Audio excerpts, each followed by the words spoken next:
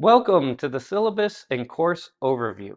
Directly above where this red arrow is pointing, you will find several documents that will provide more information about what you'll do as a student in this course. We're going to start with the first document, which is the graphic syllabus. You will also see that there is a link to a full syllabus from a previous semester in the links above.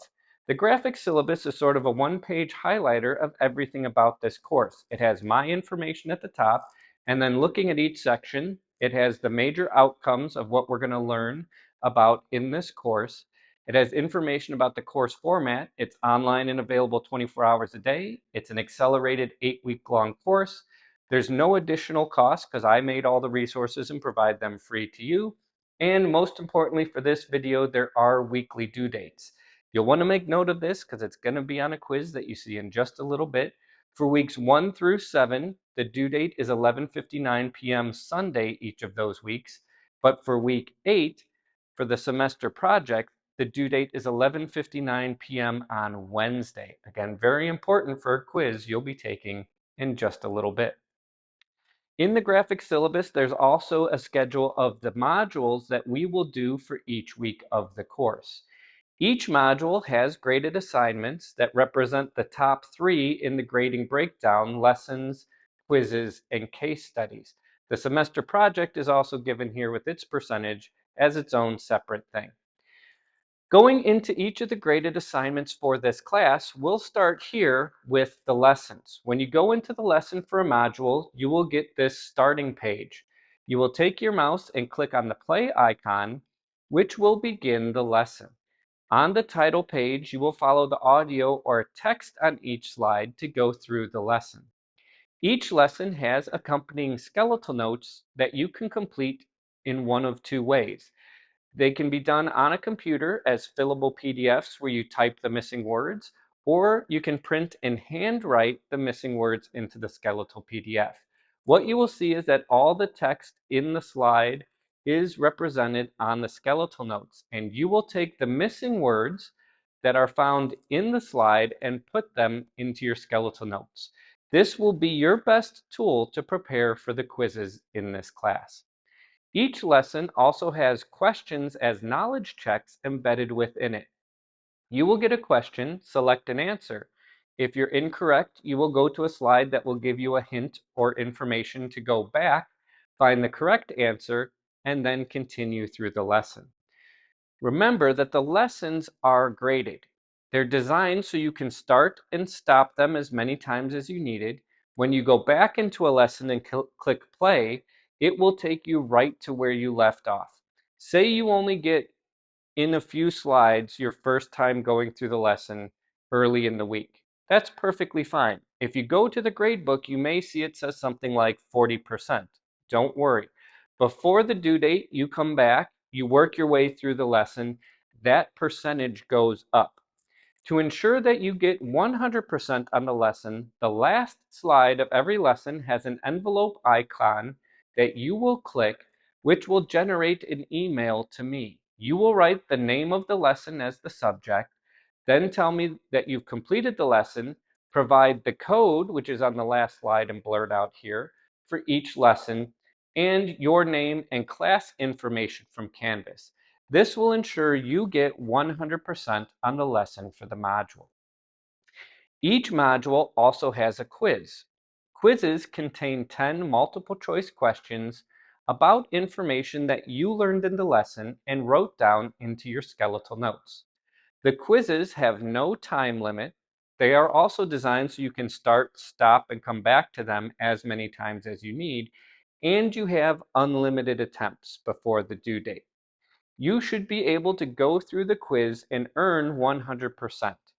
When you start a quiz, you will see that all 10 questions appear on the screen. You read the question, select an answer for each of them, and then click Submit. If you have the answer correct, you will get feedback like awesome, great job, way to go. If you have the answer incorrect, you will get a red icon at the header for that question telling you you got it incorrect, and then you will get a hint about what the answer was. Each attempt for the quiz does have where the questions will change because Each attempt is drawn from a pool of questions, but you should be prepared for the quizzes, having gone through the lesson and done your skeletal notes, and do very well on those. The third graded activity for each module is the case study. For the case study, you start by creating an infographic, which is like a single slide in PowerPoint, based on the information you're given in our discussion thread. For the first one, History of the National Park Service, you will create an infographic on a national monument. I always provide an example in each module of an infographic and a reply for you to look at before you have to post those. So for the first one, I've made an infographic on Devil's Tower National Monument. You can see I provide images and information about the national monument in my infographic. You then also have to make a reply to a classmate. I recommend following the exact setup I have here with general feedback about what you appreciate about the infographic, a link to an external website where more information can be found about what your peer's infographic was on, and then information that you wrote in your own words from that external website that adds to what was provided in the infographic. And that's really important. Your reply should not be, I liked your image, that's really cool. It should have new information that you've written that's substantive, that adds to the discussion taking place. For the semester project, again, above this video, there are several links for the semester project, starting with the semester project description. Throughout the modules in this course, we cover about half of the national parks.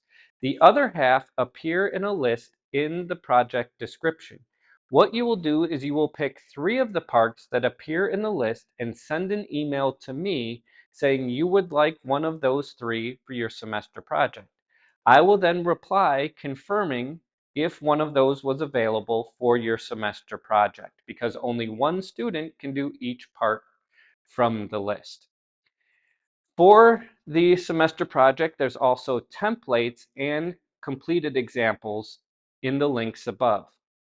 The written itinerary template has spaces for you to plan your trip to the national park and help build your presentation.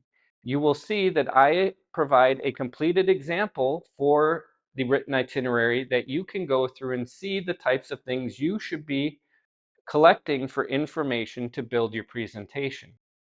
The presentation template that I provide is a completed example that I've made for the Grand Canyon. This is one of our national parks from module, so it's not one on the list. I didn't want to take one from anybody, but you can go through and edit my example for your national park. I also provide then a presentation that has audio, which is what you're expected to do for the semester project. You can see when you go through my completed example, I have both logistics, here lodging for my stay, and the geologic stops within my presentation. The last thing for this overview video is looking at course navigation. There's 2 ways to navigate this course.